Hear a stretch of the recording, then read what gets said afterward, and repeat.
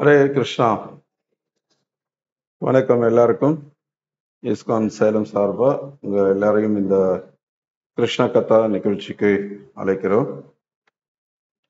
இந்த கிருஷ்ண கதா நிகழ்ச்சியில போன வாரம் நம்ம பகவத்கீதை உண்மை உருவில் தொடங்கியிருந்தோம். முதல் ஸ்லோகத்திலிருந்து முதல் அத்தியாயத்துல முதல் 10 ஸ்லோகங்களை நம்ம கேட்டோம். திருதராஷ்டிரருடைய கேள்வியோட தொடங்கிறது பகவத்கீதை. அதுக்கப்புறம் ரெண்டாவது 3வது ஸ்லோகத்துல இருந்து துரியோதனன் எப்படி ஒரு ராஜதந்திரத்தோட இந்த போர்க்களத்துல பீஷ்மர் மற்றும் அங்க இருக்கக்கூடியவர்கள்கிட்ட டீல் பண்றான் அப்படின்ற அந்த விவரங்களை கேட்டோம். இன்னைக்கு 11வது ஸ்லோகத்துல இருந்து நம்ம தொடர்ந்து கேட்கவிருக்கோம். ஸோ இந்த முதல் அத்தியாயத்துல இன்னும் நிறைய ரொம்ப சுவாரஸ்யமான விஷயங்கள் இருக்கு. இவன்தோ நம்ம போன வாரம் குறிப்பிட்டிருந்தோம், பகவத்கீதை 2வது அத்தியாயத்துல இருந்து தான் உபதேசங்கள் தொடங்குது அப்படின்னு சொல்லி. ஆனாலும் முதல் அத்தியாயம் நம்ம தெரிஞ்சுக்க வேண்டிய நிறைய விஷயங்கள் இருக்கு. குறிப்பா சின்ன சின்ன கதைகள்லாம் நம்ம கேட்கவிருக்கோம். அதை கேட்டுட்டு நமக்கு நேரம் இருக்கிறபடி எவ்வளவு முடியுதோ அவ்வளவு நம்ம இன்னைக்கு முதல் அத்தியாயத்தை கவர் பண்ணலாம். नमो विष्णुपादाय कृष्ण प्रेष्ठाय भूतले श्रीमते भक्ति विकास स्वामी नामिने। नमो विष्णुपादाय कृष्ण प्रेष्ठाय भूतले श्रीमते भक्ति वेदांत स्वामी नामिने। नमस्ते सारस्वती देवे गौरवाणी प्रचारिणे निर्विशेष शून्यवादी पाश्चात्य देशतारिणे। जय श्री कृष्ण चैतन्य प्रभु नित्यानंद श्री अद्वैत गदाधर श्रीवासादि गौर भक्त वृंद। हरे कृष्णा कृष्ण कृष्णा हरे हरे, हरे राम राम राम हरे हरे. 11வது ஸ்லோகம். இது ரொம்பவும் துரியோதனன் பேசக்கூடிய ஒரு ஸ்லோகமா இருக்கு. அயனேஷு சர்வேஷு யதா பாகம் அவஸ்திதாக பீஷ்மம் தேவா விரக்ஷந்து பவந்த சர்வ ஏவகி. படை அணிவகுப்பின் நுழைவாயிலில் தத்தமது போர் முனைகளில் இருந்தபடியே நீங்கள் அனைவரும் பாட்டனார் பீஷ்மருக்கு முழு பாதுகாப்பு அளிக்க வேண்டும். ஸோ போன வாரமே நம்ம பார்த்தோம். இப்போ துரியோதனன் எதிர் சேனையில இருக்கக்கூடிய வீரர்கள்லாம் யார் அப்படின்றத ஒரு முக்கியமான வீரர்களுடைய பட்டியல்லாம் நம்ம பார்த்தோம். அவங்க பெயரெல்லாம் குறிப்பிடப்பட்டிருந்தது. ஸோ பிரபுபாத சொல்றார், பீஷ்மரது ஆற்றலை புகழ்ந்த துரியோதனன் மற்றவர்கள் தங்களுக்கு குறைவான முக்கியத்துவம் அளிக்கப்பட்டதாக எண்ணி விடுவார்களோ என்று நினைத்து தமது வழக்கமான ராஜேந்திர பாணியில் மேற்கண்டவாறு கூறி நிலைமையை சரிகட்ட முயல்கிறார். ஸோ பீஷ்மர் பெரியவர், ரொம்ப முக்கியமான ஒரு வீரர், தோல்வியை காணாதவர், இப்படி பல சிறப்புகள் இருந்தா கூட பீஷ்மரை மட்டும் புகழ்ந்து பேசி மற்றவர்களுடைய முக்கியத்துவத்தை துரியோதனை குறைச்சிட்டதான் நினைச்சிடக்கூடாது அப்படின்னு சொல்லி, மற்றவர்கள் அப்படி நினைச்சிடக்கூடாதுன்னு சொல்லி, இப்போ பீஷ்மருக்கு பாதுகாப்பு கொடுக்க வேண்டியது நம்முடைய பொறுப்பு அப்படின்ற மாதிரி எல்லாம் வரக்கூடிய ஸ்லோகத்துல பேசுறத நம்ம பார்க்கலாம்.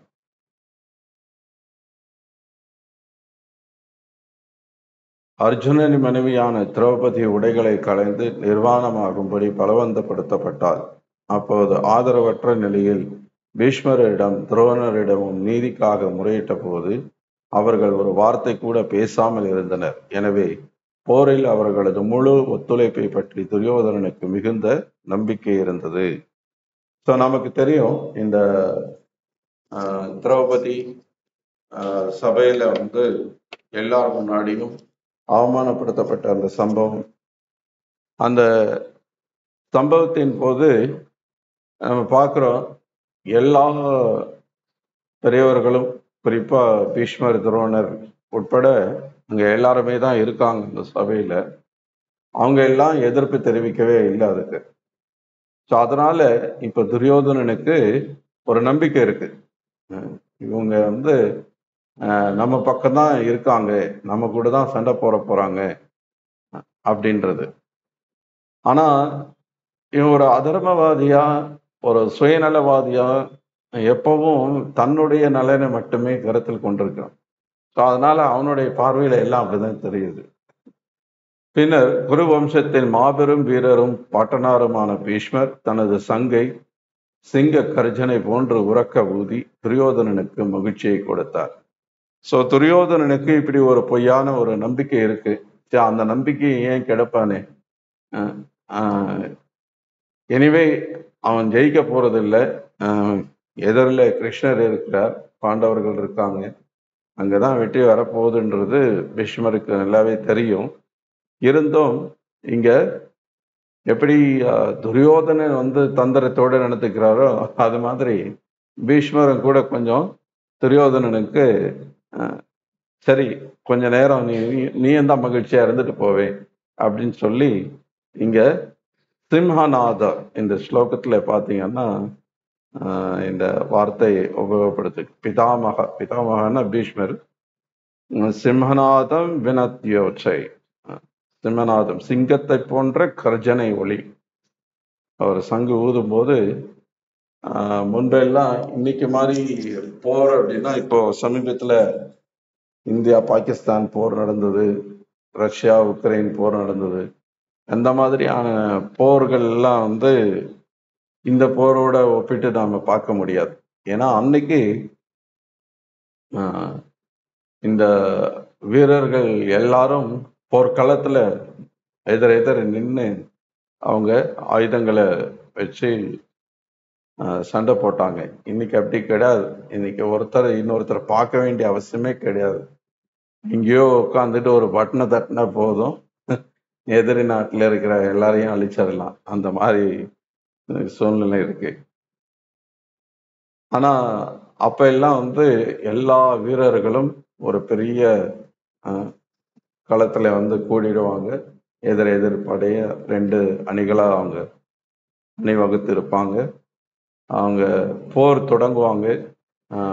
காலையில சூரியன் உதயமானதுக்கு பிறகுதான் வந்து போர் தொடங்குவாங்க.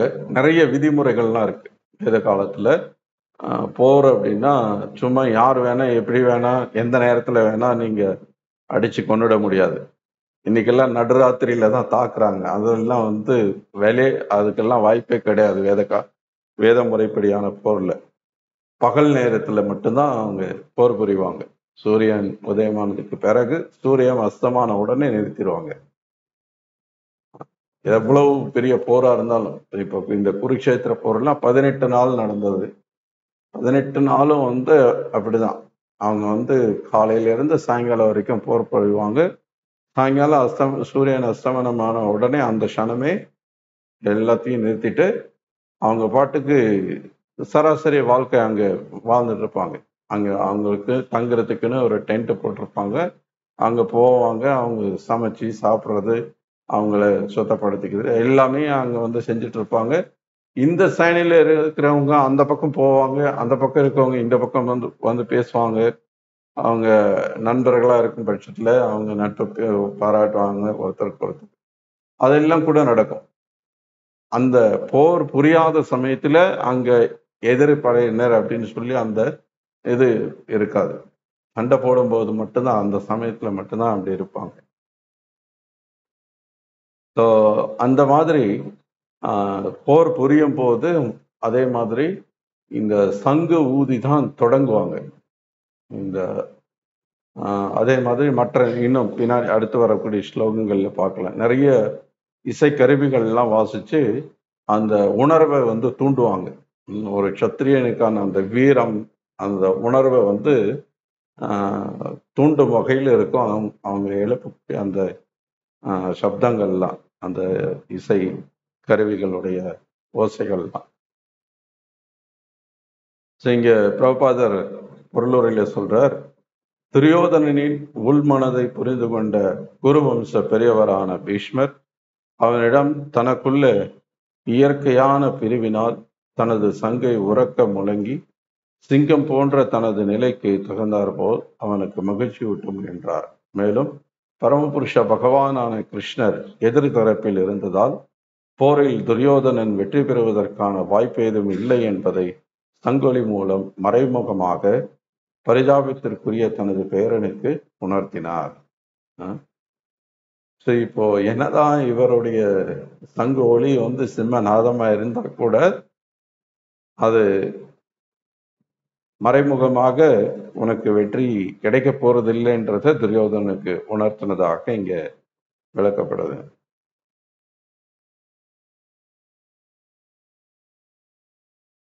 இப்போ இந்த உறக்க சங்கு ஊதி இந்த போரை தொடங்குறது அப்படின்றது இது பாண்டவர்களுடைய வெற்றிக்கான ஒரு அறிகுறியாக, ஏற்கனவே நம்ம 2 அறிகுறிகளை பார்த்தோம். ஒன்று முதல் ஸ்லோகத்திலேயே தர்மக்ஷேத்திரமான குருக்ஷேத்திரத்துல இந்த போர் நடக்கிறது. ஸோ அதனால அது அவங்களுக்கு வெற்றியை கொடுக்குது அப்படின்னு சொல்லி. இன்னொரு வெற்றிக்கான காரணம் என்ன பார்த்தோம்? உயிரையும் கொடுக்கக்கூடிய மாவீரர்கள். துரியோதன சொன்னா இல்லையா, என்னுடைய பக்கத்துல இருக்கக்கூடிய ஜெயத்ரதா, கிருத்தவர்மா, சால்யா இவங்க எல்லாம் எனக்காக உயிரையும் இழக்க துணைத்தவர்கள் அப்படின்றத, அதாவது இவங்க எல்லாம் இறந்து போயிடுவாங்கன்றத அவன் முன்கூட்டியே சொல்றதாக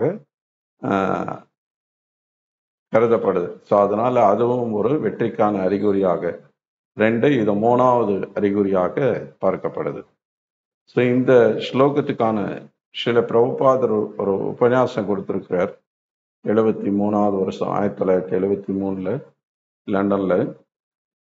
ஸோ அதுல சில கருத்துக்கள் சொல்றார். உடனடியாக துரியோதனனை ஊக்குவிக்க பீஷ்மர் தனது சங்கை ஊதினார். இப்போதெல்லாம் அவர்கள் பகல் பயன்படுத்துகிறார்கள். முன்பு அரசர்களால் சங்குகள் பயன்படுத்தப்பட்டன. இப்போ வெவ்வேறு விதமான கருவிகள் நம்ம பார்க்குறோம். அந்த ட்ரம்பெட் மாதிரி எல்லாம் வச்சுட்டு இப்போ வாசிக்கிறாங்க இந்த வீரர்கள். நம்ம இந்த சுதந்திர தினம், குடியரசு தினத்துல எல்லாம் அந்த பரேடு போவாங்க, பார்த்துருப்போம் நம்ம டிவில எல்லாம். அது அப்ப எல்லாம் அந்த கருவிகள்லாம் வாசிப்பாங்க. சங்கெல்லாம் இப்போ யூஸ் பண்றது கிடையாது. தற்காலத்தில் போர் என்றால் அப்பாவி வீரர்கள் தான் சண்டையிடுகிறார்கள், சிப்பாய்கள் தான் சண்டை போட்டுக்கிறாங்க. தலைவர்கள் பாதுகாப்பான இடத்தில் இருக்கிறார்கள். அது அப்படி இல்லை. சத்திரியர்கள் என்றால் அனைவரும் வெளியே வர வேண்டும். கிருஷ்ணர் வந்தார், பீஷ்மதேவர் வந்தார், துரியோதனன் வந்தார், அர்ஜுனன் வந்தார். எல்லா மிகச்சிறந்த வீரர்களும் தான் முன்னாடி நிற்பாங்க. அதுக்கப்புறம் அடுத்த லெவல்ல இருக்கிற வீரர்கள், அதுக்கப்புறம் கடைசியா தான் சாதாரண சிப்பாய்கள் இருப்பாங்க. ஆனா இன்னைக்கு அப்படியே தலைகீழா மாறி போயிடுச்சு. ஏன்னா முதல்ல ரொம்ப ஆரம்ப நிலையில இருக்கிற சிப்பாய்கள் எல்லாம் முதல்ல நீங்க வளைஞ்சு போங்க, அதுக்கப்புறம் ஏன்னா பெரிய பெரிய வீரர்கள் எல்லாம் அவங்க எல்லாம் போர்க்களத்துக்கு போறது கிடையாது. இப்போ எல்லாம் ஆபீஸ்ல உட்காந்துக்கிட்டு ஏசி ரூம்ல உட்காந்துட்டு ஆர்டர் கொடுக்கறதோட சரி. இன்னைக்கு அப்படியே தலைகீழா மாறி போச்சு எல்லாம். ஸோ பிரபாதர் அதை சொல்றார். சத்திரியர்களிடையே சண்டையிடும் போது ஒரு தரப்பினர் கொல்லப்படாவிட்டால் சண்டையை நிறுத்த முடியாது. 2ல 1 முடிவு வந்துடணும். இப்ப இந்தியா பாகிஸ்தான் நடந்ததில்ல, அந்த மாதிரிலாம் இருக்க முடியாது. ஏன்னா சண்டைன்னு வந்துடுச்சுன்னா ஒன்னே வெற்றி, இல்லைன்னா தோல்வி. எங்க 2க்கும் இடையில போர் நிறுத்துறதுன்ற பேச்சுக்கு இடம் கிடையாது. முன்னாள் அரசர்கள் மற்றும் சத்திரியர்களின் வரலாற்றை காண அவர்கள் எவ்வாறு உறுதியானவர்கள் என்பதை பார்க்கலாம். இதுதான் குருக்ஷேத்திர போர். இது சத்திரியர்களின் தகுதிகளில் ஒன்றாகும். சண்டையில் இருந்து விலகி செல்லக்கூடாது. சண்டைக்கு சவால் வரும்போது ஒரு சத்திரியன் உடனடியாக ஏற்றுக்கொள்வார். அதுதான் சத்திரிய உணர்வு, ஈஸ்வர பாவம். மற்றவர்களை ஆள்வது, தானம் அளிப்பது, இவை சத்திரியரின் அறிகுறிகள். ஸோ வேத நாகரிகத்துல சத்திரியர்கள் அப்படின்னா பெண்கள் கூட, சத்திரிய குலத்துல இருக்கக்கூடிய பெண்கள் கூட அதே உணர்வோடு இருப்பாங்க. இப்போ உதாரணத்துக்கு ராஜஸ்தான்ல இருக்கக்கூடிய ஒரு அரண்மனையில ஒரு வரலாறு சொல்றாங்க. அந்த அரண்மனையில இருந்து ஆட்சி புரிஞ்சிட்டு இருந்த அந்த ராஜா என்ன பண்றார், எதிரிகள் வந்து தாக்குறாங்க. இங்க இஸ்லாமியர்களோ யாரோ, எனக்கு சரியா ஞாபகம் இல்லை. அவங்க கூட போய் சண்டை போடுறார். இவர் பக்கம் இருக்கிற வீரர்கள் எல்லாம் மடிஞ்சு போயிடுறாங்க. இவரும் வந்து போர் போது அடிபட்டு மயங்கி விழுந்துடுறார். சரி, இவர் இறந்து போயிட்டாருன்னு நினைச்சு விட்டுட்டு போயிடுறாங்க. போர் எல்லாம் முடிஞ்சு எல்லாம் போனதுக்கு அப்புறம் இந்த ராஜாவுக்கு வந்து உணர்வு வந்து மறுபடியும் அவர் எழுந்து எப்படியோ கஷ்டப்பட்டு திரும்பி அரண்மனைக்கு வர்றார். அரண்மனைக்கு வந்தா அரண்மனை கதவு மூடி இருக்கு. வெளியில இருந்து இவரை இந்த மாதிரி, நான் ராஜா வந்திருக்கேன், கதவை தரங்க அப்படின்னு சொல்லி கத்துறாரு. உள்ள இருந்து அந்த ராணி வந்து பேசுறாங்க, எங்களுடைய ராஜா இப்படி கோழைய போர்ல இருந்து திரும்பி தோத்து போய் வரமாட்டார், அவர் எங்க ராஜாவே கிடையாது அப்படின்னு சொல்லி கதவை திறக்க மாட்டேன்றாங்க. உடனே நீங்க போர்ல ஜெயிச்சுட்டு வெற்றியோட வரணும், இல்லைன்னா போர்லயே வணிஞ்சு போயிடணும். போர்ல ஜெயிக்கவும் இல்லாம தோத்துட்டு இப்படி வந்து நிக்கிறது வந்து ஒரு சத்திரியனுக்கான அழகு இல்லை அப்படின்னு சொல்லி அவங்க கதவை திறக்கவே மாட்டேன்றாங்க. அந்த மாதிரி பெண்கள், சத்திரிய குலத்துல இருந்த பெண்கள் கூட அந்த உணர்வோடு இருந்தாங்க அப்படின்றத சொல்லப்படுது. வேத நாகரிகம் எல்லோரும் மேலானவர்களால் வழிநடத்தப்படுகிறார்கள். பிராமண சத்திரியர்களை வழிநடத்துகிறார், சத்திரியர் வைசியர்களை நடத்துகிறார், மேலும் வைசியர் சூத்திரர்களை பயன்படுத்துகிறார். இப்படிதான் சிஸ்டம் இருந்தது வேத கலாச்சாரத்தில். இன்னைக்கு அப்படி கிடையாது. இன்னைக்கு எல்லாரும் என்ன சொல்றாங்க, எல்லாரும் சமம், எல்லாரும் பிறப்பால் எல்லாரும் சமம் அப்படிங்கிறாங்க. பிறப்பால் எல்லாரும் சமம் தான். ஆனா கிருஷ்ணன் சொல்றாரு, குணகர்ம விபாகச, குண கர்மத்தின் அடிப்படையில வேறுபாடு இருக்கு. எல்லாரும் ஒரே மாதிரியான குணத்தோடு இல்லை, எல்லாரும் பிராமண குணத்தோடு இல்லை, எல்லாரும் கத்திரிய குணத்தோடு இல்லை, எல்லாரும் அப்கோர்ஸ் இந்த கலியுகத்துல கலவு சூத்ர சம்பவம், எல்லாரும் பெரும்பாலும் சூத்ர குணங்களோட தான் இருக்காங்க.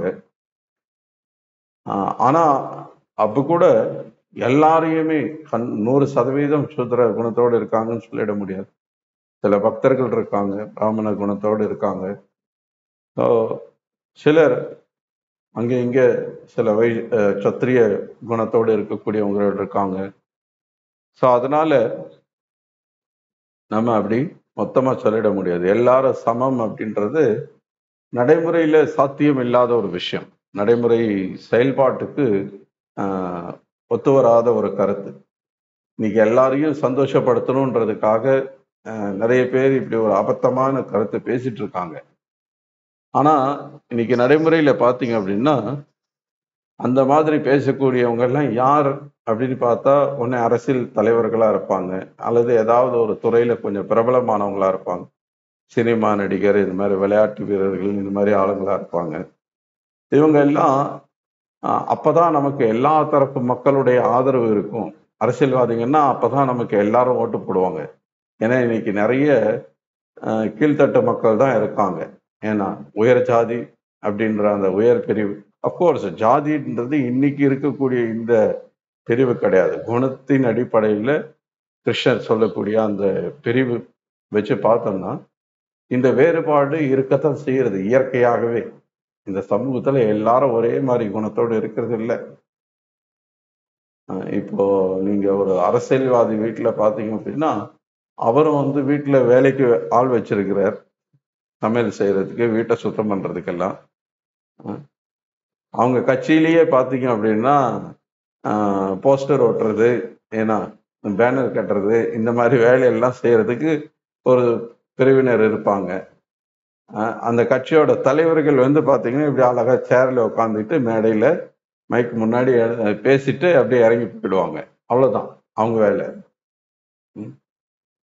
ஸோ எல்லாரும் சமம் அப்படின்றது நடைமுறைக்கு ஒத்து வராத விஷயம். இப்ப எல்லாரும் சமம்னா இவங்க என்ன பண்ணணும், ஒரு மேடையில நான் பேசுறேன், இன்னொரு மேடையில வீட்டுல வேலை செய்யற பொண்ணை கூப்பிட்டு வந்து நான் அவங்கள பேச வைக்கிறேன், இன்னொரு மேடையில வந்து என்னுடைய கார் டிரைவர் வந்து பேசிட்டோம். ஏன்னா எல்லாரும் சமம் தானே. அப்படின்னா தானே அப்ப அது நியாயமாகும். இப்ப எல்லாரும் சமம்னு பேசுறது ஒண்ணு, ஆனா அதை நடைமுறைப்படுத்தாத போது அது அர்த்தம் இல்லாததா போயிடுது. அதனால இந்த வித்தியாசம் இருக்கத்தான் செய்யுது. அது இயற்கையாகவே. நீங்க ஒரு பெரிய ஒரு பன்னாட்டு நிறுவனத்தை எடுத்துட்டீங்கன்னா கூட இன்னைக்கு மைக்ரோசாஃப்ட் உதாரணத்துக்கு எடுத்துக்கோங்க. மைக்ரோசாஃப்ட் அப்படின்றது இன்னைக்கு உலகம் முழுக்க இருக்கக்கூடிய ஒரு நிறுவனம். நிறைய அலுவலகங்கள் அவங்களுக்கு உலகம் முழுக்க இருக்கு. எல்லாருக்கும் ஒரே மாதிரியான வேலை, ஒரே மாதிரியான சம்பளம் இருக்கா அப்படின்னா கிடையாது. அதுல நிறைய லெவல் இருக்கு. ரொம்ப புத்திசாலித்தனமா என்ன மாதிரியான ப்ராடக்ட் நம்ம வந்து உற்பத்தி பண்ணணும், மார்க்கெட்ல என்ன தேவை இருக்கு, மக்கள் என்ன மாதிரி விரும்புறாங்க, என்ன மாதிரியான பொருட்களை விரும்புறாங்கன்றதெல்லாம் சிந்திச்சு அதை வடிவமைக்கிறதுக்கு ஒரு குழு இருப்பாங்க. அவங்க கொஞ்சம் பேர் தான் இருப்பாங்க. எல்லாரும் அந்த அளவுக்கு புத்திசாலிகளா இருக்க மாட்டாங்க. அந்த மாதிரி அவங்க திட்டமிட்டு அவங்க சொல்லக்கூடிய அந்த பொருட்களை மார்க்கெட்டிங் பண்றதுக்கு, நிர்வாகம் பண்றதுக்கு ஒரு பிரிவினர் இருப்பாங்க. அதுக்கப்புறம் அந்த பொருட்களை வந்து வெளியில கொண்டு போய், ஏன்னா மக்கள் மத்தியில கொண்டு போய் சேர்க்கறதுக்கு, கடைகள்ல எல்லா இடங்கள்லயும் கொண்டு போய் அதை விற்பனை செய்யறதுக்கு ஒரு பிரிவினர் இருப்பாங்க. அந்த பொருட்களை உற்பத்தி செய்யறதுக்கு தொழிற்சாலையில வேலை செய்யறவங்க இருப்பாங்க, ஒரு பிரிவினர். ஸோ இந்த 4 பிரிவு இருக்கதான் செய்யறது.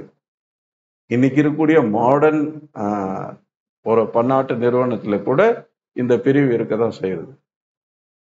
எல்லாரும் சமம், எல்லாரும் சமம்னு பேசுறது அர்த்தமில்லாத பேச்சு. அது நடைமுறைக்கு ஒத்து வராத விஷயம்.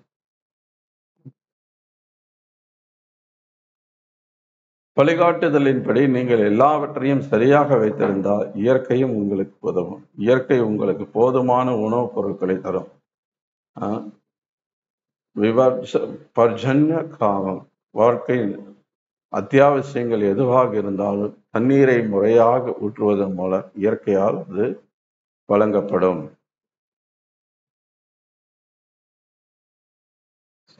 அடுத்து 13வது ஸ்லோகம். அதன் பின் சங்குகள், மத்தளங்கள், முரசுகள், கொம்புகள், தாரைகள் என அனைத்தும் ஒரே சமயத்தில் முழங்க அப்பேரொலி மிகவும் பயங்கரமாக இருந்தது. இந்த சப்தங்கள் எல்லாம் சேர்ந்து உறக்க முழங்கும் போது அந்த வீரர்களுக்குள்ள அந்த சண்டை போடணும் அப்படின்ற அந்த வீர உணர்வு வந்து தூண்டப்படுது. மறுதரப்பில் வெள்ளை குதிரைகள் பூட்டிய மிகச்சிறந்த ரதத்தில் அமர்ந்திருந்த பகவான் கிருஷ்ணரும் அர்ஜுனனும் தங்களது தெய்வீக சங்குகளை முழங்கினர். இப்ப பீஷ்மர் சங்கு ஊதி அந்த பக்கம் தொடங்கிட்டார். இப்ப இந்த பக்கம் கிருஷ்ணரும் அர்ஜுனனும் அவங்களுடைய சங்கை ஊதுறாங்க.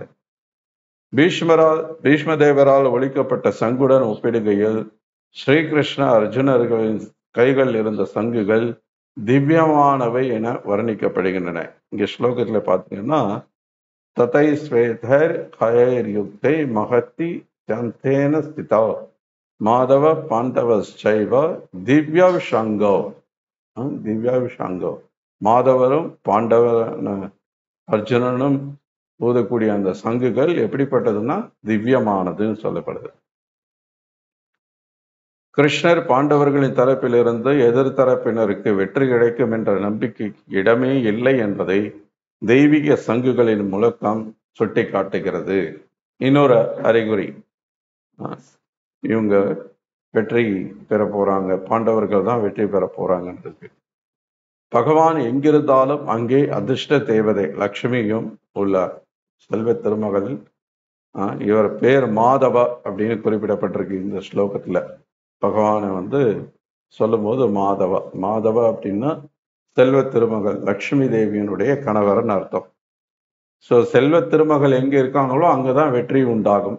ஸோ கண்டிப்பா பாண்டவர்களுக்கு தான் வெற்றி உண்டாக போறதுன்றது இன்னொரு அறிகுறி. அதே போல அர்ஜுனன் பயன்படுத்தக்கூடிய இந்த ரதம் வந்து அக்னி தேவரால பரிசளிக்கப்பட்டது.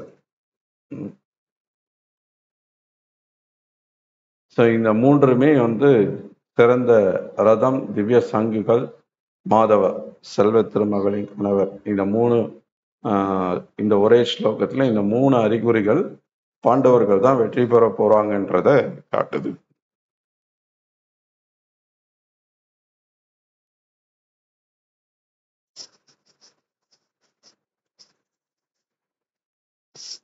பதினைந்தாவது ஸ்லோகம். பாஞ்சஜன்யம் ரிஷிகேஷோ தேவதத்தம் தனஞ்சய பௌண்ட்ரம் தத்மௌ மகாசங்கம் பீம கர்ம பிரகோதரா. பகவான் கிருஷ்ணர் பாஞ்சஜன்யம் எனும் தனது சங்கை முழங்கினார். அர்ஜுனன் தேவதத்தம் எனும் சங்கையும் பெருந்தீரிக்காரனும் வீர தீர சாகசங்களை புரிபவனுமான பீமன் பவுண்ட்ரம் எனும் அச்சமூட்டும் சங்கையும் முழங்கினர். ஸோ அந்த சங்குக்கும் பேர் இருக்கு, ஒரு சங்குக்கும். கிருஷ்ணருடைய பெயர், கிருஷ்ணருடைய சங்கின் பெயர் பாஞ்சஜன்யம். அர்ஜுனனுடையது தேவதத்தா, பீமனுடையது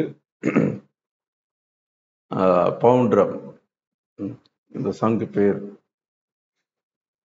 ஸோ இங்கு ரிஷிகேஷர் என்று அழைக்கப்படுகிறார் பகவான் கிருஷ்ணர். ஏனெனில் அவரே அனைத்து புலன்களின் உரிமையாளர் ஆவார். ரிஷிகா ஈஷா. ரிஷிகா அப்படின்னா புலன்கள், ஈஷா அப்படின்னா கட்டுப்படுத்தக்கூடியவர், எல்லா புலன்களையும் கட்டுப்படுத்தக்கூடியவர். உயிர்வாளிகள் கிருஷ்ணரின் அம்சம் என்பதால் அவர்களின் புலன்களும் கிருஷ்ணரது புலன்களின் அம்சங்களே. ஜீவாத்மாவிடம் புலன்கள் உண்டு என்பதை ஏற்றுக்கொள்ள இயலாத அருவவாதிகள் அவர்களை புலன்கள் அற்றவர்களாக, அருவமானவர்களாக வர்ணிப்பதற்கு எப்போதும் ஏக்கம் கொண்டுள்ளனர். இங்க சிலர்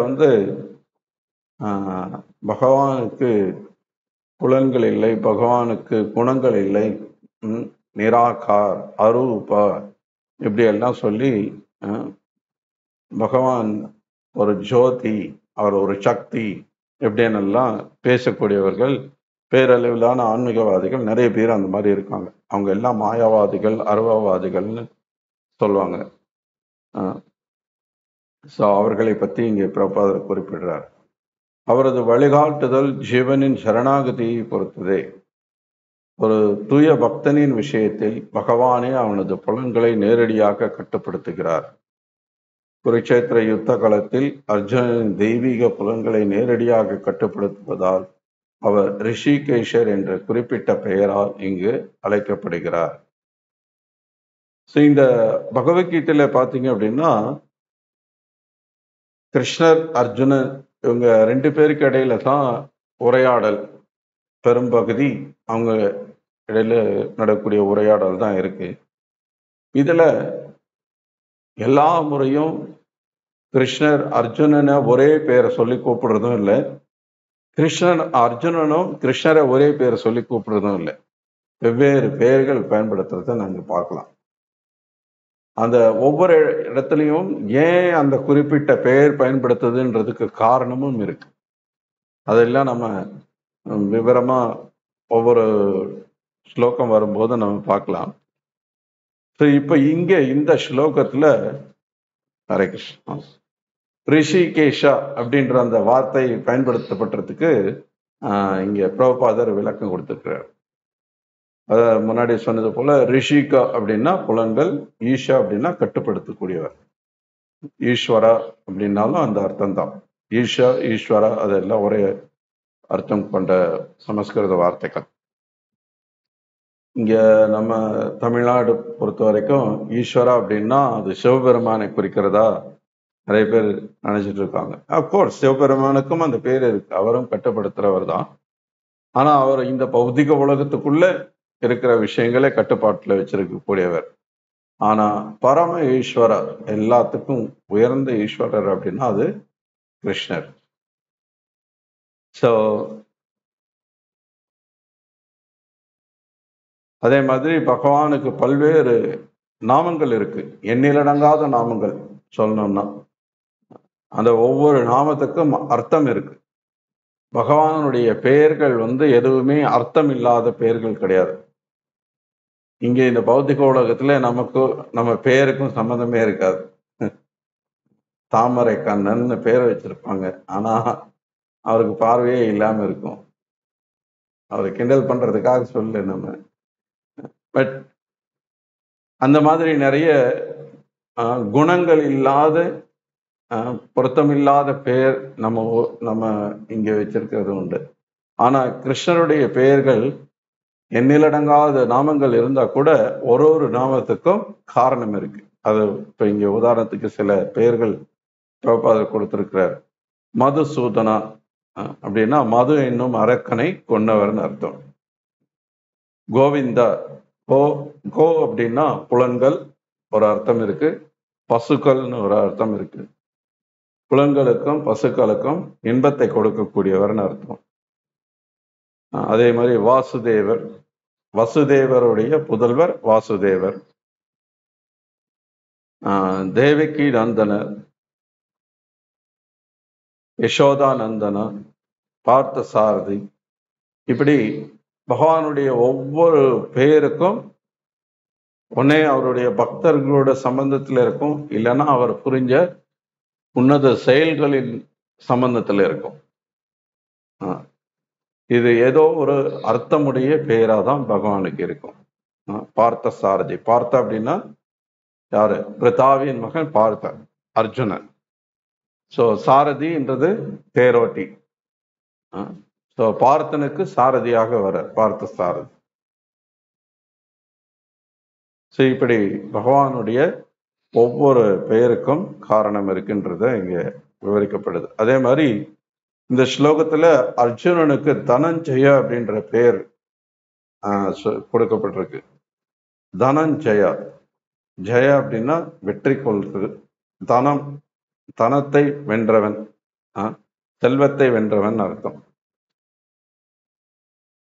ஸோ அதே மாதிரி பிருக்கோதரா அப்படின்னு பீமனுடைய பெயர் இருக்கு. ஸோ இது எல்லாத்துக்குமே விளக்கம் கொடுக்கப்படுது. இப்போ தனஞ்சயா அப்படின்றது இதுவும் கூட அந்த பாண்டவர்கள் வெற்றி பெறதுக்கான அறிகுறியாக எடுத்துக்கொள்ளப்படலாம். தனஞ்சயா அப்படின்னா ஏன் இந்த பெயர் அர்ஜுனனுக்கு வந்தது அப்படின்னா, இந்த குருக்ஷேத்திர போரெல்லாம் முடிஞ்சு இப்போ யுதிஷ்டர் ஹஸ்தினாபுரத்தோட சிம்மாசனத்துல அமர்ந்து ஆட்சி பண்றார். அப்போ முதல்ல பகவான் கிருஷ்ணருக்கு நம்ம மரியாதை பண்ணணும், கிருஷ்ணர் தான் பரமபுருஷ பகவான் என்பதை நிலைநாட்டணும்னு சொல்லி யுதிஷ்டர் என்ன பண்றார், ஒரு பெரிய யாகம் பண்ணணும், ராஜசூய யாகம் பண்ணணும்னு திட்டமிடுறார். ஸோ அந்த யாகத்துக்கு எல்லா பெரிய பெரிய சத்திரியர்கள், உலக மிகச்சிறந்த ரிஷி முனிவர்கள், பிராமணர்கள் எல்லாரையும் வர வச்சு எல்லாரும் முன்னாடி கிருஷ்ணர் தான் உச்சமான முழுமுதற் கடவுள், அவர் தான் வழிபாட்டிற்குரியவர் அப்படின்றத நிலைநாட்ட விரும்புகிறார். ஸோ அதனால அந்த யாகத்துக்கான ஏற்பாடுகளை செய்யணும் அப்படின்னு பார்த்தா இப்போ அதுக்கு நிறைய பணம் தேவை. இப்போ பாண்டவர்கள் ஏற்கனவே 13 வருஷம் வனத்துல வாழ்ந்துட்டு வந்தவங்க, அதுக்கு முன்னாடி சூதாட்டத்துல எல்லாத்தையும் இழந்துட்டவங்க, இப்ப கையில ஒன்றும் கிடையாது. போர் ஜெயிச்சிட்டாங்க, ஆனா இருந்தாலும் இப்போ நிறைய செலவு பண்ற அளவுக்கு இப்போ அவங்க கிட்ட ஒண்ணுமே இல்லை. ஸோ இப்போ நிறைய அதுக்கு பணம் தேவை. யாகங்கள் அப்படின்னா இன்னைக்கு மாதிரி ஒரு 4 செங்கலை வச்சு ஒரு 10 குச்சை கொண்டு போட்டு ஏன்னா தீப்பெட்டி வச்சு கொளுத்தி அதை 4 மந்திரங்களை சொல்லிட்டு யாகம்னு நம்ம நினைச்சிட்டு இருக்கோம். அது கிடையாது. வேத காலத்துல பெரிய பெரிய யாகசாலைகள் அமைப்பாங்க. அதுல பல நூற்றுக்கணக்கான பிராமணர்கள் உட்கார்ந்து வேத மந்திரங்களை சொல்லுவாங்க. அது நாள் கணக்குல மாத கணக்குல யாகங்கள் நடக்கும். சும்மா ஒரு 10 நிமிஷம் 5 நிமிஷத்துல முடிகிற வேலை கிடையாது. அந்த மாதிரி யாகங்கள் பண்ணணும் அப்படின்னா அதுக்கு நிறைய செலவாகும். அதுல பெரும்பாலும் செலவு என்ன அப்படின்னா, அந்த விருந்தினர்களா வரக்கூடிய பிராமணர்கள், சத்திரியர்கள் எல்லாருக்கும் அவங்களுக்கு தேவையான வசதிகளை செஞ்சு கொடுக்கணும். அவங்க தங்குறதுக்கு இடத்துல இருந்து, அவங்களுக்கு சாப்பாடுல இருந்து, அவங்களுக்கு உதவி ஆட்கள் கொடுக்கறதுல இருந்து எல்லாத்தையும் செஞ்சு கொடுக்கணும். அது மட்டும் இல்லாம வரக்கூடிய பிராமணர்களுக்கு குறிப்பா நிறைய தானம் கொடுக்கணும். வேத காலத்துல ஒரு வழக்கம் என்ன அப்படின்னா, இன்னைக்கு நவீன கால மக்கள் அதெல்லாம் மறந்துட்டாங்க. வேத காலத்துல எந்த ஒரு சடங்கு, எந்த ஒரு நிகழ்வா இருந்தாலும், அந்த நிகழ்வுல வந்து பிராமணர்களுக்கு தானம் கொடுக்கிறதுன்றது ரொம்ப முக்கியமான ஒரு பகுதி. குறிப்பா பசுக்கள், தங்கம், வெள்ளி இந்த மாதிரி ரொம்ப விலை மதிப்பு மிக்க விஷயங்களை வந்து தானங்களா கொடுப்பாங்க. பசுன்னா 1, 2 இல்ல. நூத்துக்கணக்கான, ஆயிரக்கணக்கான. அஃப்கோர்ஸ் அன்னைக்கு அந்த அளவுக்கு சத்திரியர்கள் இருந்தாங்க. இப்ப உதாரணத்துக்கு வசுதேவ நந்த மகாராஜ் எல்லாம் 9,00,000 பசுக்கள் வச்சிருந்தார் அப்படின்னு சொல்லி நம்ம பாகவதத்துல படிக்கிறோம். ஸோ அவங்க வந்து ஒரு 1000 மாடு, 5000 மாடு, 10,000 மாடு பசு வந்து தானமா கொடுக்கறதுன்றது ஒரு பெரிய விஷயம் கிடையாது. ஏன்னா அப்படி நிறைய தானங்கள் கொடுப்பாங்க.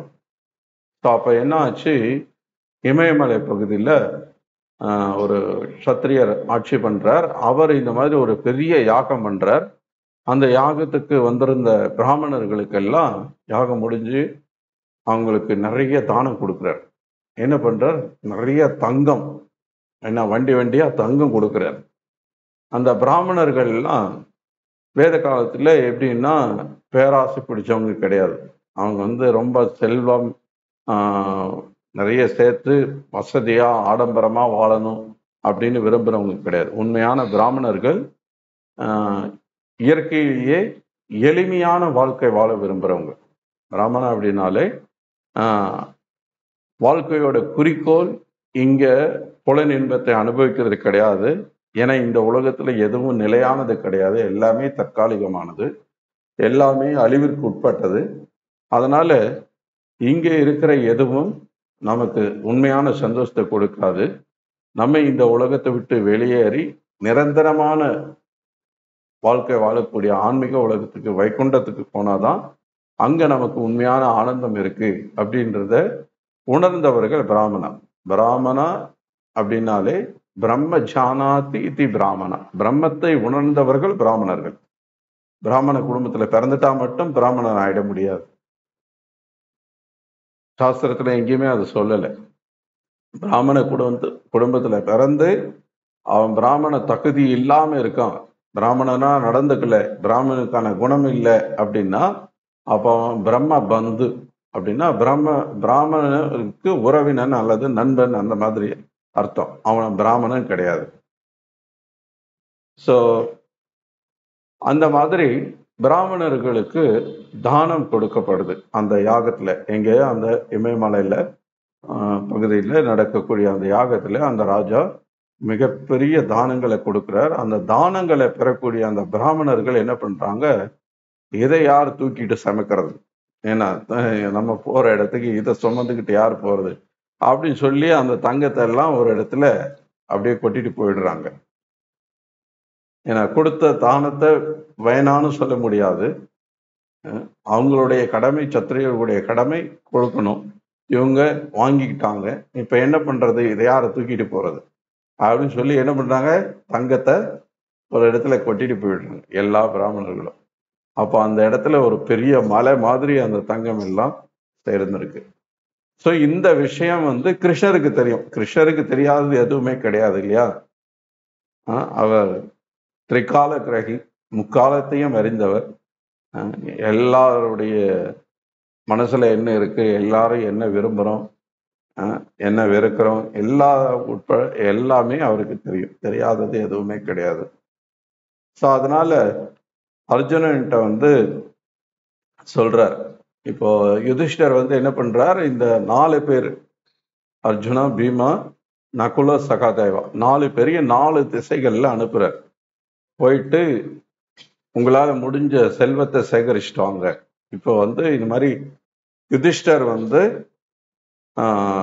மகாராஜாவா ஏன்னா ஹரியானையில் அமர்ந்திருக்கிறார்.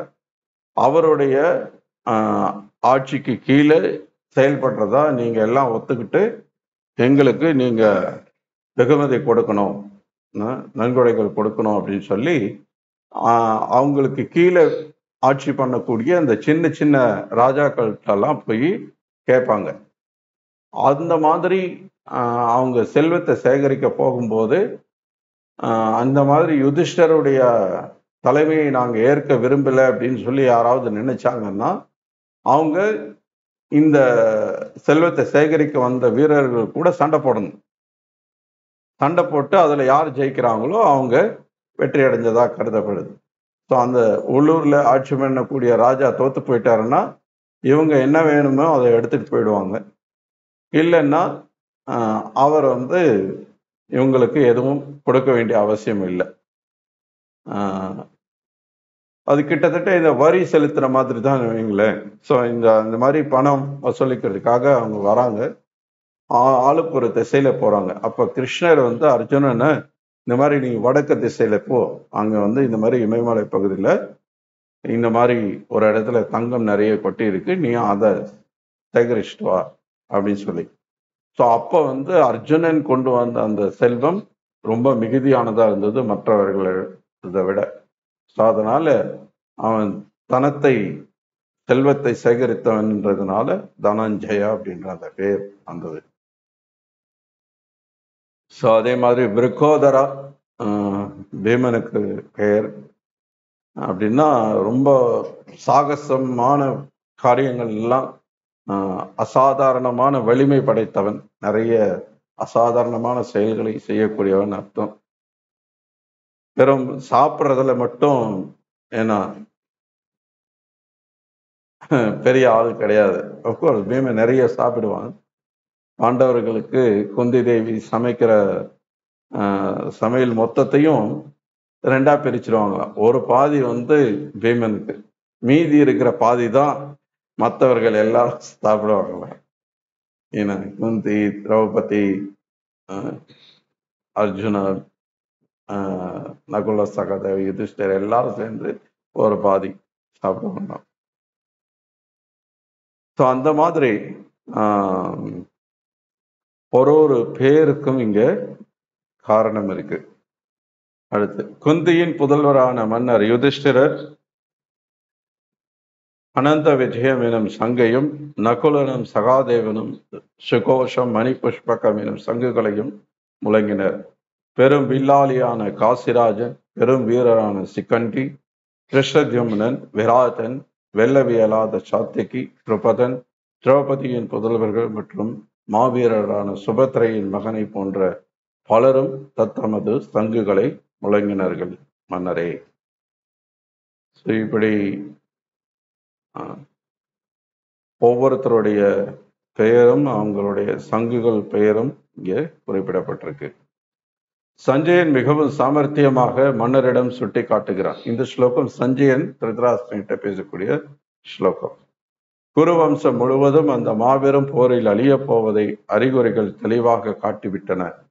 பெரியவரான பீஷ்மர் முதல் அபிமன்யுவை போன்ற பேரப்பிள்ளைகள் மற்றும் உலகின் பல்வேறு நாட்டு மன்னர்கள் வரை அனைவரும் அங்கு கூடியிருந்தனர். அனைவரும் அழிக்கப்பட்டனர். தம் மைந்தர்கள் பின்பற்றிய கொள்கைகளை ஊக்குவித்த திருதராஷ்டிரரை அம்மாபெரும் நாசத்திற்கு காரணமானார். திருதராஷ்டிரர் வந்து பிறவியிலே பார்வை இல்லாதவராக இருந்தார். அவர் உடலளவுல பார்வை இல்லாதவர் மட்டும் இல்லை, உள்ளத்தளவுல அவர் அறிவு என்னும் பார்வையும் அறிவு பார்வையும் இழந்தவராக இருந்தார். அதனால தன்னுடைய மகன் மீது இருந்த அந்த பாசம் என்ற ஒரு விஷயத்துக்காக இவ்வளவு பெரிய நாசத்துக்கு காரணமானார். இத்தனை கோடிக்கணக்கான வீரர்கள் எல்லாம் ஒன்று திரட்டி, அப்கோர்ஸ் இது எல்லாத்துக்கு பின்னாடி கிருஷ்ணருடைய திட்டம்னு ஒண்ணு இருக்கு. ஏன்னா கிருஷ்ணர் வந்து பரித்ராணாய சாதுனாம் விநாசாய சதுஷ்கிருதாம், துஷ்டர்களை எல்லாரையும் விநாசம் பண்றதுக்காக, அழிக்கிறதுக்காக நான் வர்றேன்னு சொல்றார். ஸோ கிருஷ்ணர் அதுக்காக தான் இப்ப வந்திருக்கிறார். அதுதான் நடக்க போறது. அது வேற விஷயம். அப்படி இருந்தாலும் இங்க இன்னொரு கோணத்துல இருந்து பார்க்கும்போது சுயநலத்தோடு இருக்கும்போது, ஏன்னா மற்றவர்களை பற்றி கொஞ்சம் கூட சிந்திக்காம சுயநலவாதிகளா இருக்கும்போது அதனுடைய விளைவு என்ன அப்படின்றது நமக்கு எல்லாருக்கும் ஒரு பெரிய பாடம். துரியோதன மாதிரியோ திருதராஷ்டிரன் மாதிரியோ பேராசை பிடிச்சவர்களா சுயநலவாதிகளா இருந்தா அது விளைவு இதுதான். கடைசியில மொத்தமா எல்லாம் சேர்ந்து அழிச்சிட வேண்டிய அழிந்து விடும் அப்படின்றது தான் இங்க நம்ம கற்றுக்க வேண்டிய பாடம். ஸோ திருதராஷ்டிரர் பிருத்திவி பதி அப்படின்ற ஒரு பேர் சொல்லி சஞ்சயனை அழைக்கிறார். ஹஸ்தினாபுர மன்னர், உலகின் பேரரசர் அப்படின்னு சொல்லி. முன்னாடி எப்படி துரியோதனனை ராஜா அப்படின்னு சொன்னோம்னா அது மாதிரி இங்க திருதராஷ்டிரரையும் அப்படி சொல்றாரு. யுதிஷ்டரும் இங்கு ராஜா என்று விவரிக்கப்படுகிறார். ஆரம்பத்தில் சஞ்சயன் துரியோதன ராஜா என்று திருதராஷ்டிரம் அறிவித்தான். எனவே உண்மையில் இங்க அரசர்களுக்கும் இடையே சண்டை, இரு அரசர்களுக்கும் இடையே சண்டை ஒருவர் தவறாக புரிந்து கொள்ளாமல் இருக்கலாம். எனவே குந்தி புத்ரா என்று குறிப்பாக குறிப்பிடப்படுகிறது. இந்த ராஜா குந்தி தேவியின் மகன் குந்தி புத்ரா. பல்வேறு சங்கொலிகள் முழக்கம் பேரொலியாக எழுந்து பூமியும் வானமும் நடுங்குமாறு எதிரொலிக்க திருதராஷ்டிரின் மகன்களுடைய இதயங்கள் சிதறி போயின. இப்போ எதிர் சேனையில பாண்டவர்கள் பக்கம் எழுப்பிய அந்த சங்கொலிகள், அந்த இசைக்கருவிகளின் அந்த சப்தங்கள் எல்லாம் திருதராஷ்டிரின் மகன்களுடைய இதயங்கள் சிதறி போயின. அதை கேட்டு அந்த அளவுக்கு ரொம்ப பயங்கரமான ஒளியை எழுப்புகிறது. பீஷ்மரும் துரியோதனன் தரப்பிலிருந்து பிறரும் தத்தமது சங்குகளை ஒழித்த போது பாண்டவர் தரப்பில் இதய சிதறல் எதுவும் ஏற்படவில்லை. ஆனா பாண்டவர்களுக்கு அந்த மாதிரியான உணர்வு எதுவும் வரல. துரியோதனன் பக்கம் இருக்கிறவங்க சங்குவது போது. ஆனால் பாண்டவ படையினரது சங்கொலியால் திருதராஷ்டிர புதல்வர்களின் இதயங்கள் சிதறின என்று இந்த ஸ்லோகத்தில் பிரத்யேகமாக வர்ணிக்கப்பட்டுள்ளது. பாண்டவர்களது திறனும் பகவான் கிருஷ்ணரிடம் அவர்கள் வைத்திருந்த நம்பிக்கையுமே இதற்கு காரணமாகும். மாபெரும் நாசத்திற்கு இடையிலும் முழுமுதற் கடவுளிடம் தஞ்சம் கொண்டிருப்போர் அச்சமுற வேண்டியதே இல்லை. என்னதான் இவ்வளவு பேர் கூடி இவ்வளவு பேர் இறந்து போறாங்க, பல கோடிக்கணக்கான பேர்கள் மடியக்கூடிய இந்த சமயத்துல பாண்டவர்கள் மட்டும்தான் பயம் இல்லாம இருந்தாங்க. ஏன்னா அவங்க மட்டும்தான் கிருஷ்ணர்கிட்ட சரணடைந்த பக்தர்களா இருந்தாங்க. அவங்க எதுக்காகவும் பயம் இல்லாம இருந்தாங்க. ஹரே கிருஷ்ணா. வணக்கம். அச்சமயத்தில் ஹனுமானின் கொடியை தாங்கிய தேரில் அமர்ந்திருந்த பாண்டுவின் மகன் அர்ஜுனன் தனது வில்லை ஏந்தி அம்புகள் எய்ய தயாரானான். மன்னரை, அணிவகுக்கப்பட்ட படையில் திருதராஷ்டிரின் மைந்தர்களை கண்டவுடன் பகவான் ஸ்ரீகிருஷ்ணரை நோக்கி அர்ஜுனன் பின்வருமாறு கூறினான். இப்போ ஹனுமான் கொடி இது ஒரு முக்கியமான ஒரு அறிகுறியாக பார்க்கப்படுது. பாண்டவர்கள் வெற்றி பெறுவதற்கான அறிகுறி. ஸோ இந்த குருக்ஷேத்திர போர், மகாபாரத போருக்கு முன்னாடி உலக வரலாற்றுல நடந்த ஒரு மிகப்பெரிய போர், இதை விட பெரிய போர் அப்படின்னா அது ராவண யுத்தம். ராமாயணத்துல நம்ம பார்க்குற அந்த யுத்தம் தான் மிகப்பெரிய போராக கருதப்படுது. அந்த போர்ல பகவானுக்கு சரணடைந்த ஒரு சிறந்த சேவகனாக இருப்பவர் ஹனுமான். ஹனுமான் எங்க இருக்கிறாரோ அங்க வெற்றி உண்டு அப்படின்றது அதுல இருந்து தெரிய வருது. ஸோ இங்க அதனால அர்ஜுனனுடைய ரதத்து மேல ஒரு ராஜாக்களும் ஒரு சத்திரியர்களும் அவங்க ரதத்துல இவங்க தான் அப்படின்றத அடையாளம் காட்டுறதுக்காக ஒரு பர்டிகுலரான ஒரு கொடி வச்சிருப்பாங்க. அதுல அர்ஜுனனுடைய ரதத்துல இருக்கிற கொடியில ஹனுமான் படம் வரையப்பட்டிருக்கு. ஸோ ஹனுமானும் கூடவே இருக்கிறதாக கருதப்படுறாங்க. ஸோ ஹனுமான் இருந்து வெற்றி பெறாம எப்படி போக முடியும்? இதை விட பெரிய போரான ராவணனுக்கு எதிரான அந்த யுத்தத்திலேயே வெற்றி பெற்றார்கள். பகவானுடைய பக்தர்களான வானர் சேனைகள் மொத்தமும் சேர்ந்து. ஸோ இப்போ கண்டிப்பா அதனால வெற்றி இருக்கு அப்படின்ற ஒரு அறிகுறியாக இங்க பார்க்கப்படுது. பகவான் ஸ்ரீகிருஷ்ணரின் நேரடி வழிகாட்டலின்படி எதிர்பார்க்காத அளவில் நல்ல முறையில் அணிவகுக்கப்பட்ட பாண்டவர்களது படை வளத்தை கண்டு திருதராஷ்டிர புதல்வர்களின் நம்பிக்கை ஏறக்குறைய சிதைவடைந்து விட்டதை மேற்கண்ட உரையிலிருந்து அறிகிறோம். அர்ஜுனனின் கொடியில் உள்ள ஹனுமானின் சின்னம் வெற்றியின் மற்றொரு அறிகுறி ஆயிற்று.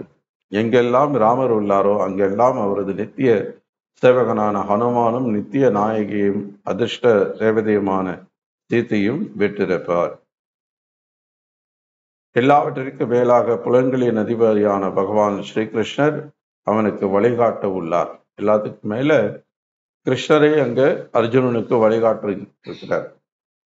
ஸோ அதனால கண்டிப்பா பாண்டவர்களுக்கு வெற்றி உறுதி அப்படிங்கிறது இங்கேயும் தெரிந்து கொள்ளப்படுது. ஸோ இதெல்லாம் இன்னும் சில காரணங்கள். புலன்களின் எஜமானர் கிருஷ்ணர், செல்வ திருமகள் சீதாதேவி கூட இருக்காங்க. ராமரும் ஹனுமானும் அர்ஜுனுக்கு உதவ ரதத்தில் உள்ளனர். ஸோ இந்த காரணங்கள் எல்லாம் பாண்டவர்கள் வெற்றி பெற போறாங்கன்றதை காட்டுது. சில பிரபுபாத சொல்றார் அவருடைய உபன்யாசத்துல, இந்த முழு பகவத்கீதையும் கடவுளுக்கும் அவரது பக்தனுக்கும் இடையிலான பரிவர்த்தனை. அதற்கு மேல் எதுவும் இல்லை. நீங்கள் சந்தைக்கு சென்றால் 2 வணிகர்கள் பேசுவது போல், எனவே அவர் ஒரு வியாபாரி, இவர் ஒரு வியாபாரி என்பதை புரிந்து கொள்கிறோம். எனவே அவர்கள் வியாபாரத்தை பற்றி ஏதாவது பேசிக் கொண்டிருக்க வேண்டும். இது இயற்கையான முடிவு. 2 வியாபாரிகள் தீவிரமாக பேசுகிறார்கள். அவர்கள் பகவத்கீதையை பற்றி விவாதிக்கப் போவதில்லை. அவர்கள் வணிகத்தை பற்றி, லாபத்தை பற்றி பேசிக் கொண்டிருக்க வேண்டும். ஸோ அது மாதிரி இப்போ பகவத்கீதை அப்படின்றது, இப்ப நம்ம ஏன் இங்க பகவத்கீதையை பத்தி பேசுறோம் அப்படின்னா, நம்ம பகவானுடைய பக்தனாக விரும்புகிறோம்.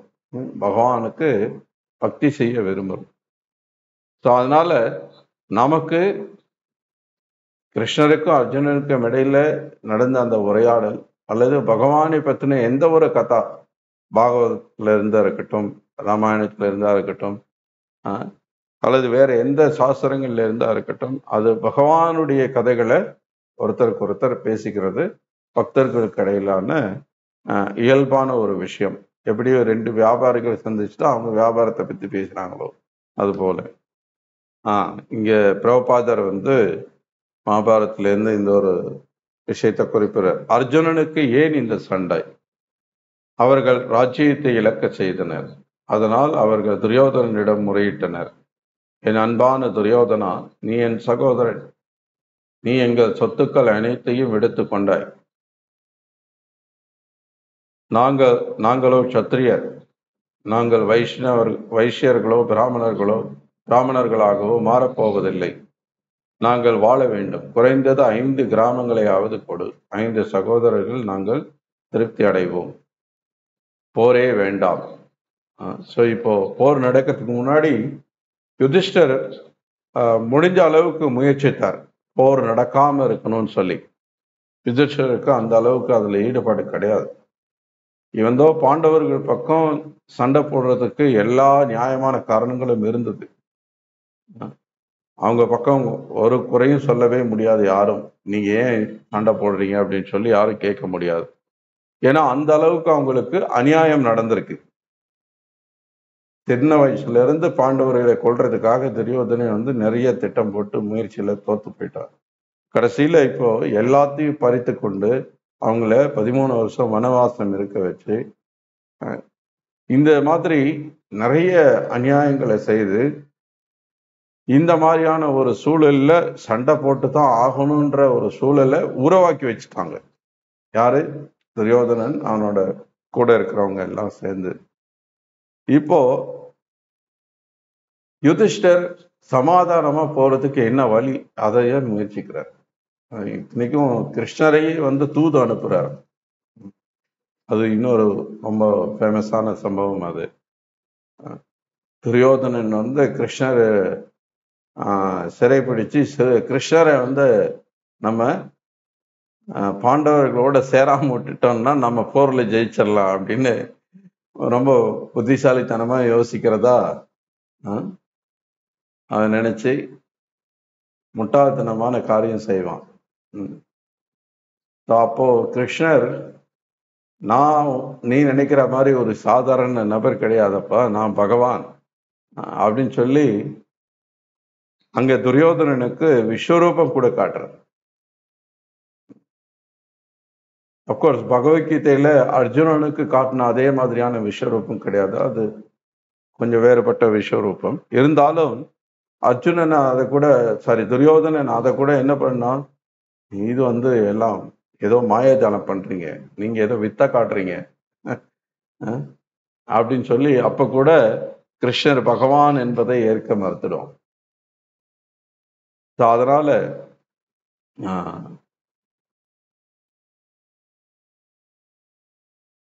என்ன ஆகுறது, அந்த போர் நடந்துதான் ஆகணும்ன்ற ஒரு கட்டாயம் உண்டாகிறது. அப்கோர்ஸ் கிருஷ்ணருடைய விருப்பம் அது. முன்னாடியே நம்ம சொன்னது போல கிருஷ்ணர் அதுக்காக தான் அவதாரமே பண்ணிருக்கிறார். ஸோ இப்போ இந்த போர் நடக்காம இருக்கிறதுக்காக சமாதானம் பேசும்போது இந்த ஒரு விஷயம் கேட்கப்படுது. நாங்க சத்திரியர்கள், சத்திரியர்கள் வந்து பிராமண வேலையும் செய்ய முடியாது, வைசியன் மாதிரி போய் வியாபாரம் பண்ணிக்கிட்டோ விவசாயம் பண்ணிட்டோ இருக்க முடியாது. எங்களுடைய குணத்துக்கு நாங்க ஆட்சி பண்றது தான் எங்களுடைய குணம். ஸோ அதுதான் எங்களுடைய வேலை. ஆளுக்கு ஒரு கிராமத்தையாவது கொடு, நீ பெருசா கொடுக்க வேணாம், பாதி நாட்டை கொடு அல்லது அதை கொடு இதை கொடுன்னு கேட்கல. 5 கிராமங்கள் எங்க வாழ்க்கையை நாங்க வாழ்றதுக்காக. அப்போ அவன் என்ன சொன்னான், துரியோதனே உங்க ஃபேமஸான வார்த்தை, ஊசி நுழையிற இடம் கூட கொடுக்க முடியாது அப்படின்ட்டுதான். அது உண்மையிலேயே ரொம்பவும் வேற வழி இல்லாம போயிடுது. அப்போ பீமனும் அர்ஜுனனும் சண்டை போட்டே ஆகணும்னு யுதிஷ்டர் வலியுறுத்தும் போது யுதிஷ்டர் அதை தவிர்க்கவும் முடியாம போயிடுது. அதனாலதான் அந்த சண்டை நடக்கிறது. இப்போ அர்ஜுனன் பேசக்கூடிய ஸ்லோகம், அர்ஜுனன் கூறினான், வீழ்ச்சி அடையாதவரை போர் புரியும் ஆவலுடன் இங்கே கூடியுள்ளவர்களில் எவர்களோடு நான் இந்த மாபெரும் போரில் ஈடுபட வேண்டும் என்பதை பார்க்கும்படி தயவு செய்து எனது ரதத்தை இரு சேனைகளுக்கு மத்தியில் நிறுத்தவும். இப்போ அர்ஜுனன் வந்து எதிர் சேனையில இருக்கிறவங்க எல்லாம் யாருன்னு பார்க்கணும் அப்படின்னு விரும்புறான். ஸோ இப்போ இங்க என்ன கேட்கிறான், சேனையோர் உபயோர் மத்தியே ரதம் ஸ்தாபயமே அச்சுதா. அச்சுதா, 2 சேனைகளுக்கு மத்தியில கொண்டு போய் நிறுத்துங்க, அந்த பக்கம் இருக்கிறவர்கள் எல்லாம் யாருன்னு நான் பார்க்கணும். பகவான் ஸ்ரீகிருஷ்ணர் புருஷோத்தமரான முழுமுதற் கடவுள் என்ற போதிலும் தனது காரணமற்ற கருணையால் தன் நண்பனின் சேவையில் ஈடுபட்டிருந்தார். தனது பக்தர்களிடம் தனக்குள்ள பிரியத்தில் அவர் என்றுமே தவறுவதில்லை என்பதால் இங்கு அச்சுதா வீழ்ச்சி அடையாதவர் என்று அழைக்கப்படுகிறார். இங்க அவருடைய அச்சுதான்ற பெயருக்கு காரணம் என்னன்றது சொல்லப்படுறது. தேரோட்டி என்ற நிலையில் அர்ஜுனனது ஆணைகளை அவர் நிறைவேற்றியாக வேண்டும் என்பதால் அவர் அதற்கு தயங்கவில்லை. அவர் அச்சுதா என்று அழைக்கப்படுகிறார். தனது பக்தனுக்காக தேரோட்டியின் நிலையை அவர் ஏற்றுக்கொண்டிருந்தாலும் அவரது உன்னத நிலைக்கு இழிவு ஏதும் ஏற்படவில்லை. ஸோ 2 காரணங்கள் இங்க அச்சுதா அப்படின்றதுக்கு விளக்கப்படுது. என்னதான் அவர் தேரோட்டியாக இறங்கி வந்து செயல்பட்டாலும் அவர் பகவான்ற ஸ்தானத்தை விட்டு இறங்கி வர்றது தன்னுடைய பக்தன் மீது இருக்கக்கூடிய பிரியத்தினால, பக்தனுக்கு அவர் காட்டக்கூடிய அன்பின் காரணமாக அதை செய்யறாரே ஒழிய அதுக்காக அவர் பகவான்ற ஸ்தானத்திலிருந்து அவர் இறங்கிட்டார், அவர் வந்து இப்ப பகவானா இல்லை, பார்த்த சாரதியா இருக்கும்போது அவர் பகவான் இல்லை அப்படி அர்த்தம் கிடையாது. பகவான் எப்போதுமே பகவான் தான். அவருடைய அந்த ஸ்தானத்திலிருந்து அவர் கொஞ்சம் கூட குறையிறதே கிடையாது. அதனால அவர் அச்சுதா. எல்லா சூழ்நிலைகளையும் அவர் புருஷோத்தமரான முழுமுதற் கடவுள், புலன்களின் அதிபதியான ரிஷிகேஷர். பகவானுக்கும் அவரது சேவகனுக்கும் இடையே உள்ள உறவு திவ்யமானதும் மிக சுவையானதும் ஆகும். சேவகன் எப்போதுமே பகவானுக்கு ஏதாவது சேவை செய்ய காத்து கொண்டிருக்கிறான். பகவானோ பக்தனுக்கு சேவை செய்யும் வாய்ப்பை எப்போதும் எதிர்நோக்குகிறார். தான் மற்றவர்களுக்கு ஆணையிடும் நிலையில் இருப்பதை காட்டிலும் தனது தூய பக்தன் தனக்கு ஆணையிடும் நிலையை ஏற்றுக்கொள்வதில் பகவான் பேரின்பம் காண்கிறார். ஸோ பகவானுக்கும் பக்தனுக்கும் இடையிலான இந்த உறவு எவ்வளவு நெருக்கமான ஒரு ஆத்மார்த்தமான ஒரு உறவு அப்படின்றத நம்ம பார்க்கலாங்க. இப்போ கீழே இருக்கிற ஒருத்தர் மேலே இருக்கிற ஒருத்தருக்கு சேவை பண்றதுன்றது இயற்கையானது. அதுல ஒன்றும் வித்தியாசம் கிடையாது. அதுல ஒன்றும் என்ன விசேஷம் கிடையாது. ஆனா இப்ப மேலே இருக்கிற ஒருத்தர் கீழே இருக்கிறவங்களுக்கு ஒருத்தர் சேவை பண்றார் அப்படின்னா அது ரொம்ப விசேஷமானது. அது உண்மையிலேயே அன்பின் வெளிப்பாடாக தான் இருக்க முடியும். உண்மையிலேயே பக்தனை உயர்வாக காட்டணும்ன்ற அந்த ஒரு விஷயம் பகவான்கிட்ட மட்டும்தான் இருக்கிறத நம்ம பார்க்க முடியும். ஏன்னா பகவானுக்கு யாரு மேலேயும் பொறாமை கிடையாது. யாரும் தன்னை விட உயர்ந்தவங்களா ஆயிடுவாங்களோன்ற அந்த பயம் அவருக்கு கிடையாது. ஏன்னா அந்த ஸ்தானத்தை யாராலையும் பிடிக்க முடியாதுன்றது அவருக்கு தெரியும். அது மட்டும் இல்ல, அவர் தன்னுடைய ஸ்தானம் எப்படியும் குறைய போறது கிடையாது. அதுக்கு பதிலா பகவான் இன்னும் பெருமைகளை அடைகிறார். தன்னுடைய பக்தனுக்காக பார்த்தசாரதியா வந்தார் அப்படின்றது பகவானுக்கு இன்னும் ஒருபடி அதிகமான பெருமையை தான் சேர்க்கிறதே ஒழிய அவரை குறைக்கிறது கிடையாது.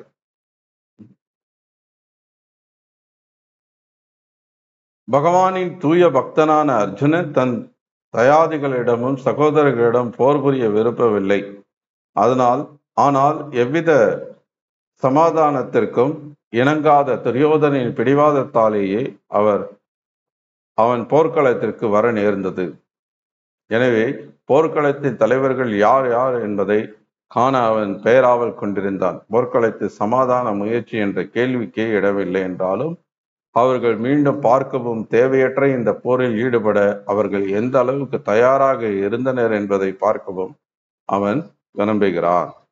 ஸோ 22வது ஸ்லோகம் வரைக்கும் நாம் பார்த்துருக்கோம். நேராச்சு, நம்ம இதோட நிறுத்திக்கலாம் இன்னைக்கு. அடுத்த வாரம் 23வது ஸ்லோகத்துல இருந்து நம்ம தொடரலாம். ஹரே கிருஷ்ணா. பகவத்கீதை உண்மை உறவில் கி ஜாய். ஸ்ரீல பிரபுபாத கி ஜாய். ஸோ அடுத்த வாரம் நம்ம தொடர்ந்து 23வது ஸ்லோகத்திலிருந்து படிக்கலாம்.